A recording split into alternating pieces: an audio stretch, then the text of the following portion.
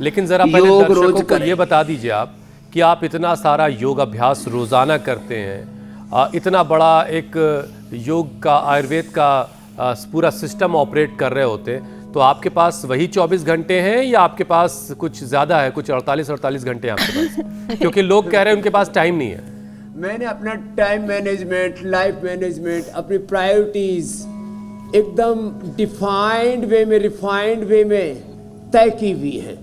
ऐसे करना है, कब क्या करना है, कैसे करना है, उसमें कोई घपलेबाजी नहीं है, कोई उथल पुथल, कोई उसमें किसी भी प्रकार का संशय भ्रम भ्रांति नहीं है। हाँ, ये तय है कि सुबह 3 से 3:30 के बीच उठ जाना है। ज़्यादातर मैं 3 ही बजे उठ जाता हूँ और 3 बजे से लेकर के 10 बजे तक मैं 5-7 बातें सबको भी बताना चाहता हूँ। आपने काफ़ी बातें बताई, यदि हो सके तो एक बार सुबह सुबह 9-10 बजे पूरा आहार ले लो और शाम का आहार 7 बजे से पहले पहले ले लो, क्योंकि 2 बार से ज्यादा खाने पर व्यक्ति बीमार पड़ता है। 1 भुक्तम सदारोग्यम, 2 भुक्तम बलवर्धनम, 3 भुक्तम सदारोगम, 4 भुक्तम तु मारकम। हितहारा मितहारा अल्पहारा शय्ये नराः नैतान वैद्या चिकित्सन्ति आत्मनस्ते चिकित्सकाः। ये छोटी छोटी बातें देखो, एडवांस योग जो न कर पाए बेटियों की तरह तो कोई बात नहीं। स्वामी जी, आज सारी छोटी छोटी बातें हम नोट डाउन करवाएंगे सबसे कि वात पित्त और कफ अपनी प्रकृति को देख करके आहार का निर्धारण करें। जी मेरे भाई, ताकि लोग इस बात की शिकायत ना करें कि उनके पास वक्त नहीं है साहब। स्वामी जी, इसीलिए आज हमने कार्यक्रम की शुरुआत जब की तो हमने एक सर्केडियन रिद्म यानी बॉडी क्लॉक लोगों को दिखाई, वो स्क्रीन पर अभी आएगी। बताया कि कब उठना है, कब नाश्ता करना है, कब लंच और डिनर करना है और फिर सोने का वक्त कब होगा। लेकिन लोगों का दिन का जो पूरा चक्र है वो बिगड़ चुका है, बिगड़ा हुआ है। और स्वामी जी, मकर संक्रांति जो पर्व है आज का, वो तो परिवर्तन का देखिए पर्व है। तो आज ज़रा लोगों को ज़िंदगी में परिवर्तन लाने की लोगों से अपील भी कर दीजिए और अगर थोड़ी सी डांट लगा लीजिए तो भी ज़्यादा बेहतर रहेगा, क्योंकि परफेक्ट रूटीन के बगैर ये 100 साल तक सेहतमंद ज़िंदगी वाला मामला तो बनेगा नहीं। रूटीन परफेक्ट होना बहुत ज़रूरी है। ये पर्व आते हैं मेरे भाई हुसैन जी पूर्णता के लिए। बहुत प्रकार की अपूर्णताएं हैं हमें, बहुत करेक्शंस की ज़रूरत है, रिफॉर्म्स की ज़रूरत है। करेक्शन, रिफॉर्म, कुछ तो हमें आमूल चूल परिवर्तन करना पड़ेगा, चेंज लाना पड़ेगा। पूरी दुनिया एक परिवर्तन के दौर से गुजर रही है और आत्म परिवर्तन से युग परिवर्तन, यही योग धर्म का लक्ष्य है। तो थोड़े थोड़े रिफॉर्म लेकर आएंगे लोग, थोड़ा सा जल्दी जागेंगे, सुबह उठ करके थोड़ा भागेंगे, भाग दौड़ करेंगे। सुबह मतलब रनिंग करना, एक्सरसाइज करना, थोड़े ताड़ासन, तिरकताड़ासन, सूर्य नमस्कार आदि करना, थोड़ा सा पसीना बहाना, हमारे साथ पावर योग करना, फिर थोड़े से आसन करना, अपने खान पान में थोड़ा चेंज लाना, अपने सोच विचार में चेंज लाना।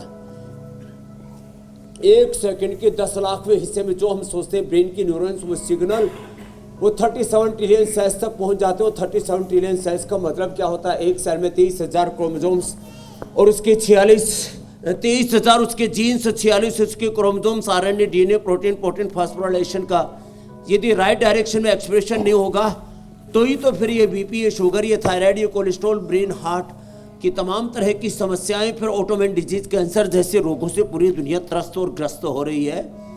शारीरिक रूप से भी लोग दुखी है, मानसिक रूप से भी दुखी हैं और इन सभी प्रकार के दैहिक भौतिक रोग, दुख, संतापों का एक ही उपाय है। सुबह सुबह 7:56 पे इंडिया टीवी देखें। एक नियम ले लें कि मैं सुबह सुबह इंडिया टीवी देख करके खाली देखना ही नहीं है, योग करना है और रोगों से बचना है।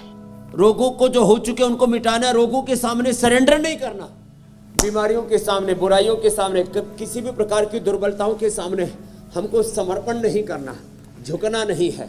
हम लोग ऐसे ही फिसल जाते हैं, पिघल जाते हैं छोटी मोटी चीज़ें देख करके, क्षणिक आकर्षणों में, प्रलोभनों में। तो डटे रहना, मंडूकासन, योग मुद्रासन, गोमुखासन, ये तो रोज के आसन है हमारे, ये तो रोज करने हैं, लेकिन प्रतिज्ञा लेनी आज।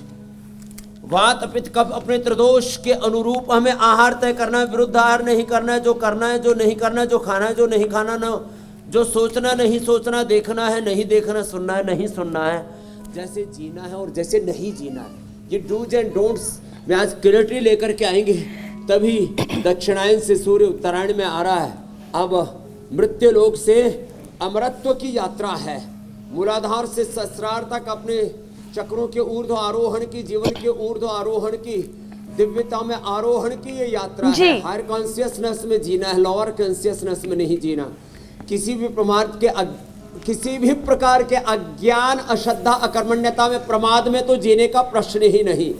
ऐसा अपने तन मन जीवन को हम बनाएंगे तो निश्चित रूप से हमारा देह देवालय बनेगा, नर नारायण बनेगा, और इंसान के भीतर से भगवान का जो पूरा तत्व है, भगवत तत्व है, ब्रह्म तत्व है, वो अभिव्यक्त होगा और हम आत्म विजेता होकर। स्वामी जी, आपकी बातों में हर योग का सार है आज इसको कि पहले अगर अपने ऊपर ध्यान केंद्रित कर लिया जाए, पूरी तरह से फोकस कर लिया जाए, फिर बाकी सारी चीजें अपने आप सही डायरेक्शन में आने लगती है।